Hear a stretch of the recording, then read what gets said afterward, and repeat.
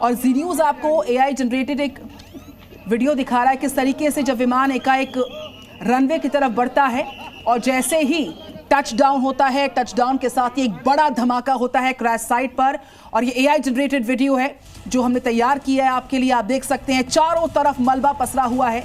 जो अगला हिस्सा है विमान का वो पूरी तरह से खत्म होता है और सिर्फ टेल बाकी रह जाती, जो कि डेब्रिस, जैसे कि हम विमान का मलबा कहते हैं, अवशेष कहते हैं, वो चारों तरफ पसरा नजर आ रहे हैं। और भारी संख्या में लोग एकाएक पहुंचते हैं। जो चश्मदीद है वो कह रहे हैं कि जब रनवे की तरफ तेजी के साथ विमान पहुंच रहा था और जैसे ही टच डाउन होता है, उम्मीद नहीं थी कि क्रैश हो जाएगा, लेकिन एक बड़ा धमाका होता है।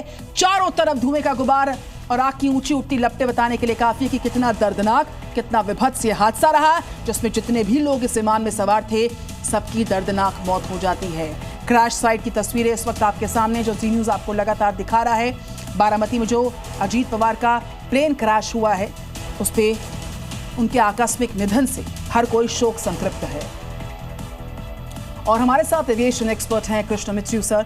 सर, जो विमान हादसे के बाद जो क्रैश साइट की तमाम तरह की तस्वीरें सामने आ रही हैं, जिस तरीके से शत विक्षत विमान के अवशेष चारों तरफ फैले हैं, चूंकि आप एविएशन की बड़ी खूब जानकारी रखते हैं, प्रथम दृष्टि में, प्राइमरी एनालिसिस में आप इस डेब्रिस को देखकर क्या कहिएगा सर, जिस इंटेंसिटी के साथ ये धमाका होता है और क्रैश होता है?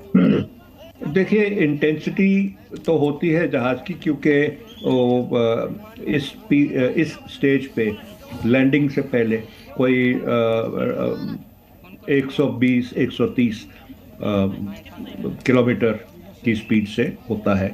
और उस स्पीड में अगर इम्पैक्ट हो तो पहली चीज़ जो होती है वो अपने फ्यूल टैंक फटते हैं।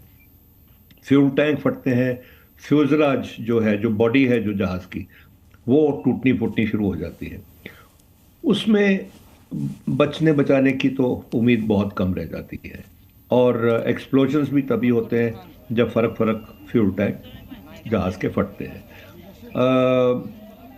हाँ, ये हादसा क्यों हुआ ये हमें बाद में पता लगेगा, लेकिन इतना ज़रूर है कि मेरे को लगता है जहाज़ निर्धारित फ्लाइट पाथ जो होता है, अप्रोच पाथ जो होती है, उससे शायद थोड़ा नीचे होगा। अंडर शूटिंग अप्रोच होगी, जिसको हम बोलते हैं अंडर शूटिंग अप्रोच। मतलब अगर हमने इस लेवल पे आके लैंड करना है तो ना कि इस लेवल पे होके हम इस लेवल पे हों तो डेंजर जोन बढ़ जाता है। ये एक पॉसिबिलिटी है। अब उसकी कई वजहें हो सकती हैं। एक वजह तो ये हो सकती है शायद कोई क्लाउड पैच या स्मॉग या कोई ऑब्स्ट्रक्शन अवॉइड करने के लिए जहाज़ थोड़ा नीचे आ गया हो। कई बार हमें डिलिबरेटली भी अंडर शूटिंग अप्रोच करनी पड़ती है, लेकिन उसके भी प्रिकॉशन होते हैं। तो उसके बाद हुआ सिर्फ इतना है कि जहाज़ जो है वो शायद विंड टर्बुलेंस में आ गया है। हवा की जो एकदम पहाड़ की वजह से जो हवा टकरा के ऊंची नीची होती है, उसकी टर्बुलेंस में आके जहाज नीचे। सर, आप क्रॉस विंड का जिक्र कर रहे हैं कि वो तेज हवा का जो एक झोंका आता है, क्रॉस विंड कहते हैं, क्या आपका तात्पर्य उससे? या फिर अगर मौसम की बात करें, जो कि एक वजह हो सकती है, लेकिन जो डिटेल्स इस वक्त सामने आ रही हैं, मौसम उतना खराब नहीं था। इस बीच में लौटूंगी, इस खबर पर जी न्यूज़ की नजर लगातार है।